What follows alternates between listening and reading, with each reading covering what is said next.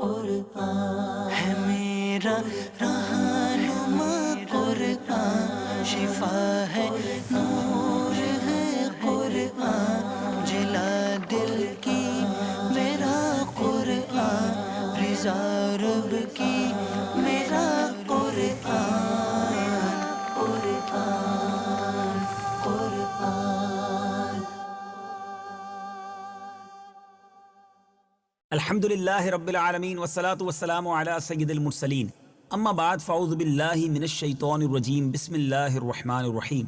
الصلاة والسلام علیک یا رسول اللہ وعلی آلک واصحابک یا حبیب اللہ، الصلاة والسلام علیک یا نبی اللہ وعلی آلک واصحابک یا نور اللہ۔ میٹھے میٹھے اسلامی بھائیوں اور مدنی چینل کے ناظرین، سلسلہ ہے ایک قصہ ہے قرآن سے۔ قرآن ہے میرا رہنما، قرآن شفا ہے، نور ہے قرآن، جلا دل کی میرا قرآن، رضا رب کی میرا قرآن، قرآن قرآن۔ آج قصہ بڑا تاریخی ہے۔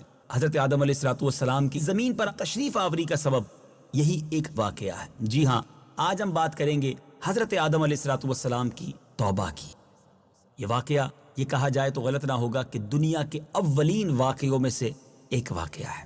حضرت آدم اور حضرت حوا علیہ السلام نہایت ہی آرام اور چین کے ساتھ جنت میں رہتے تھے۔ اللہ تعالیٰ نے فرما دیا تھا کہ جنت کا جو پھل بھی چاہے بے روک ٹوک سیر ہو کر تم دونوں کھا سکتے ہو، مگر صرف ایک درخت کا پھل کھانے کی مانعت تھی کہ اس کے قریب بن جانا۔ وہ درخت گیہوں تھا یا انگور وغیرہ کا۔ چنانچہ دونوں اس درخت سے مدت تک بچتے رہے، لیکن ان دونوں کا دشمن ابلیس برابر طاق میں رہا۔ آخر اس نے ایک دن اپنا وسوسہ ڈال ہی دیا اور قسم کھا کر کہنے لگا کہ میں تم دونوں کا خیر خواہ ہوں، اور اللہ تعالیٰ نے جس درخت سے تم دونوں کو منع کر دیا ہے وہ شجرۃ الخلد ہے، یعنی جو اس درخت کا پھل کھائے گا وہ کبھی جنت سے نہیں نکالا جائے گا۔ پہلے حضرت حوا اس شیطانی وسوسے کا شکار ہو گئیں اور انہوں نے حضرت آدم علیہ السلام کو بھی اس پر راضی کر لیا۔ غیر ارادی طور پر اس درخت کا پھل ان دونوں نے کھا لیا۔ آپ نے اپنے اجتہاد سے یہ سمجھ لیا کہ لا تقربا هذه الشجرہ، اس میں جو ممانعت ہے، جو نہیں ہے، وہ تنزیہی ہے، ورنہ حضرت آدم علیہ السلام نبی ہوتے ہوئے ہرگز اس درخت کا پھل نہ کھاتے، کیونکہ نبی تو ہر گناہ سے معصوم ہوتا ہے۔ بہرحال حضرت آدم علیہ السلام سے اس سلسلے میں اجتہادی خطا سرزد ہو گئی، اور اجتہادی خطا جو ہے وہ معصیت نہیں ہوتی، وہ گناہ نہیں ہوتا۔ لیکن حضرت آدم علیہ السلام چونکہ دربار الہی میں بہت ہی مقرب اور بڑے بڑے درجات پر فائز تھے، اس لیے اس اجتہادی خطا پر بھی مورد عتاب ہو گئے۔ فوراً ہی بہشتی لباس دونوں کے بدن سے گر پڑے اور یہ دونوں درختوں کے پتوں سے اپنا ستر چھپانے لگے، اور خداوند قدوس کا حکم ہو گیا کہ تم دونوں جنت سے زمین پر اتر پڑو۔ اس وقت اللہ تعالیٰ نے حضرت آدم علیہ السلام سے دو خاص باتیں ارشاد فرمائیں۔ ایک تو یہ کہ تمہاری اولاد میں باز کا دشمن ہوگا اور ہمیشہ آپس میں انسانوں کی دشمنی چلتی رہے گی، اور دوسری یہ کہ عمر بھر تم دونوں کو زمین ہی میں ٹھہرنا ہے، پھر اس کے بعد ہماری طرف لوٹ کر آنا ہے۔ چنانچہ قرآن مجید میں اس واقعے کو بیان کرتے ہوئے اللہ تبارک و تعالیٰ نے کچھ یوں ارشاد فرمایا۔ فَأَزَلَّهُمَا الشَّيْطَانُ عَنْهَا فَأَخْرَجَهُمَا مِمَّا كَانَا فِيهِ وَقُلْنَا اهْبِطُوا بَعْضُكُمْ لِبَعْضٍ عَدُوٌّ وَلَكُمْ فِي الْأَرْضِ مُسْتَقَرٌّ وَمَتَاعٌ إِلَىٰ حِينٍ۔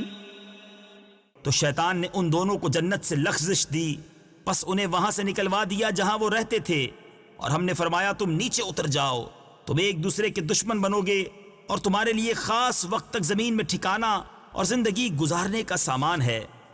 اس ارشاد ربانی سے یہ سبق ملتا ہے کہ جو انسانوں میں مختلف وجوہات کی بنا پر عداوتیں اور دشمنیاں چل رہی ہیں، یہ کبھی ختم ہونے والی نہیں ہیں۔ لاکھ کوشش کر لیں دنیا میں لوگوں کے درمیان عداوت و دشمنی کا خاتمہ ہو جائے، مگر چونکہ یہ حکم خداوندی کے باعث ہے، اس لیے یہ دشمنیاں کبھی ختم نہ ہوں گی۔ کبھی ایک ملک دوسرے ملک کا دشمن ہوگا، کبھی مزدور اور سرمایہ دار میں دشمنی رہے گی، کبھی امیر و غریب میں عداوت زور پکڑے گی، کبھی مذہبی اور لسانی دشمنی رنگ لائے گی، کبھی تہذیب و تمدن کے باہمی ٹکراؤ کی دشمنی ابھرے گی، کبھی ایمانداروں اور بے ایمانوں کی عداوت رنگ دکھائے گی۔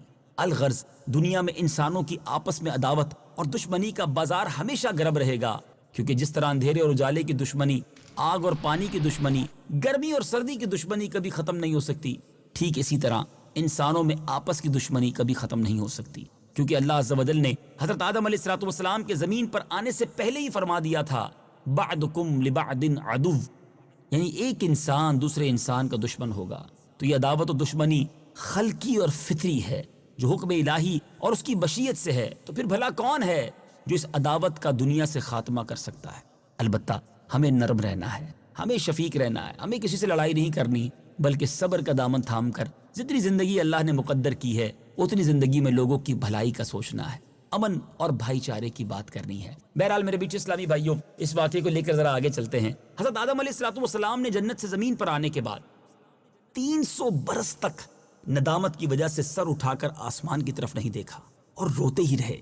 روایت میں ہے کہ اگر تمام انسانوں کے آنسو جمع کیے جائیں اتنے نہیں ہوں گے جتنے آنسو حضرت داؤد علیہ الصلوۃ والسلام کے خوف خدا کے باعث بہے۔ آپ نے اتنے آنسو بہائے، اور پھر آگے کہا جاتا ہے کہ اگر ساری دنیا کے آنسو اور حضرت داؤد علیہ الصلوۃ والسلام کے آنسوؤں کو جمع کیا جائے تو حضرت آدم علیہ الصلوۃ والسلام کے آنسو ان سب لوگوں سے زیادہ ہوں گے۔ اللہ اکبر، کتنا روئے ندامت کے اندر توبہ کے لیے۔ حضرت علی المرتضیٰ کرم اللہ تعالی وجہ الکریم سے مرفوعاً روایت کی ہے کہ جب حضرت آدم علیہ الصلوۃ والسلام پر عتاب الہی ہوا تو آپ توبہ کی فکر میں حیران تھے۔ ناگہاں اس پریشانی کی عالم میں یاد آیا کہ وقت پیدائش میں نے سر اٹھا کر دیکھا کہ عرش پر لکھا ہوا ہے لا الہ الا اللہ محمد الرسول اللہ صلی اللہ تعالی علیہ وسلم۔ اسی وقت میں نے سمجھ لیا تھا کہ بارگاہ الہی میں وہ مرتبہ کسی کو میسر نہیں جو سرکار دو عالم صلی اللہ تعالی علیہ وسلم کو حاصل ہے۔ اللہ تعالیٰ نے ان کا نام اپنے نام اقدس کے ساتھ ملا کر عرش پر تحریر فرمایا ہے، لہٰذا اپنی دعا میں آپ نے ربنا ظلمنا انفسنا اس دعا کے ساتھ یہ بھی عرض کیا اسألک بحق محمد، اے اللہ تیرے بندہ خاص محمد صلی اللہ تعالی علیہ وسلم کے جاہو مرتبے کے طفیل میں اور ان کی بزرگی کے صدقے میں جو انہیں تیرے دربار میں حاصل ہے، میں تجھ سے دعا کرتا ہوں کہ تو میرے گناہ بخش دے۔ یہ دعا کرتے ہی اللہ تعالیٰ نے ان کی مغفرت فرما دی اور ان کی توبہ قبول ہوئی۔ قرآن مجید فرقان حمید میں اللہ تبارک و تعالیٰ کیا ارشاد فرماتا ہے؟ فتلقى آدم من ربه كلمات فتاب عليه إنه هو التواب الرحيم۔ پھر آدم نے اپنے رب سے کچھ کلمات سیکھ لیے تو اللہ نے اس کی توبہ قبول کی، بے شک وہی بہت توبہ قبول کرنے والا مہربان ہے۔ اے میرے بیچ اسلامی بھائیوں، اس واقعے سے کیا سیکھنے کو ملا؟ پتہ چلا کہ مقبولان بارگاہ الہی کے وسیلے سے دعا مانگی جائے وہ جائز بھی ہے اور حضرت آدم علیہ الصلوۃ والسلام کی سنت بھی ہے۔ حضرت آدم علیہ الصلوۃ والسلام کی توبہ 10ویں محرم کو قبول ہوئی۔ جنت سے نکلتے وقت دوسری نعمتوں کے ساتھ عربی زبان بھی آپ کو بھلا دی گئی تھی اور بجائے اس کے سریانی زبان آپ کی زبان پر جاری کر دی گئی تھی، مگر توبہ قبول ہونے کے بعد عربی زبان پھر آپ کو عطا کر دی گئی۔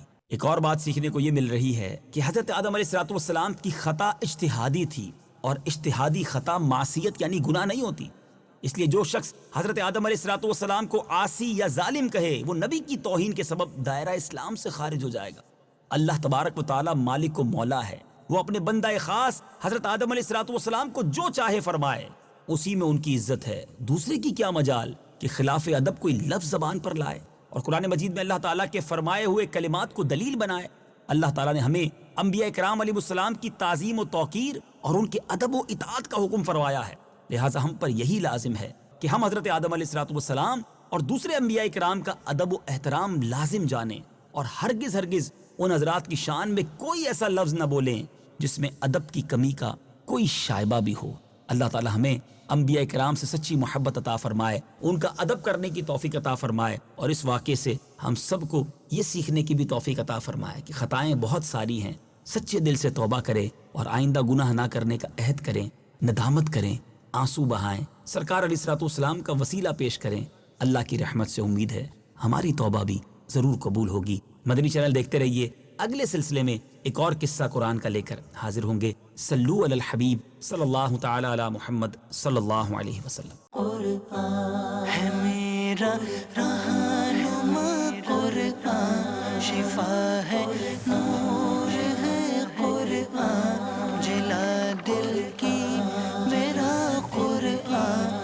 رضا رب کی